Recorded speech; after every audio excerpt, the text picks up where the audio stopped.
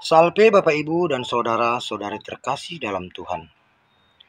3 orang petani yang membeli benih dari satu toko dengan kualitas benih yang sama, menanam benih itu di ladang mereka masing-masing.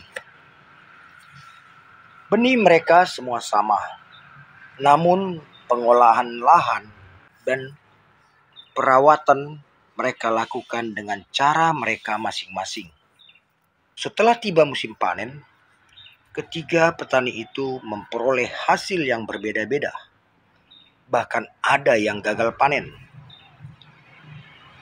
Apakah petani yang gagal panen akan mengatakan bahwa benih yang ia tanam adalah benih yang buruk? Atau apakah petani yang berhasil akan berkata bahwa benih yang ia tanam lebih unggul dari benih milik teman-temannya? Sesungguhnya mereka memiliki benih dengan kualitas yang sama. Tapi ada petani yang menanam benih itu tanpa melakukan olah tanah, sehingga di ladangnya banyak gulma dan hama yang membunuh tanamannya. Sedang petani lain mempersiapkan lahan, namun tanpa memupuk, sehingga tanamannya sulit berkembang dan hasilnya pun tidak maksimal.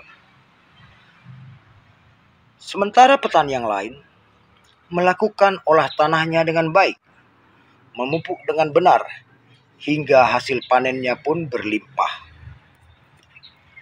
Selama proses penanaman sampai masa panen, petani pertama tentunya sangat santai dan tidak berlelah-lelah.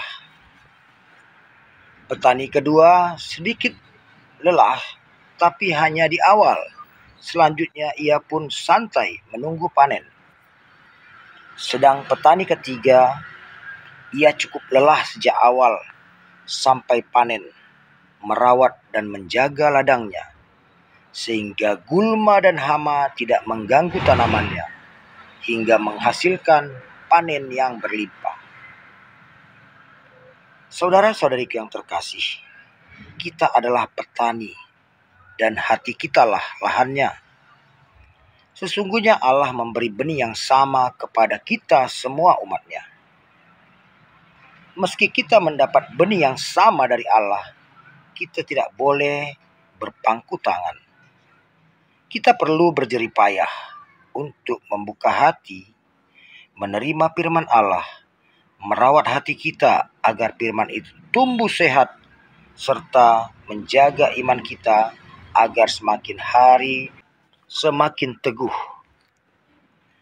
sehingga godaan dunia tidak mampu menjadi hama pada firman yang telah tumbuh itu, dan firman itu berbuah menjadi berkat bagi orang-orang yang ada di sekitar kita. Sebab sia-sialah kita beriman jika iman kita tidak menjadi berkat bagi sesama. Allah telah memberikan benih iman itu secara cuma-cuma kepada kita. Oleh karena itu, kita pun wajib berbagi secara cuma-cuma kepada sesama kita. Santo Paulus berpesan, "Celakalah aku jika aku tidak memberitakan Injil." Amin. Tuhan memberkati.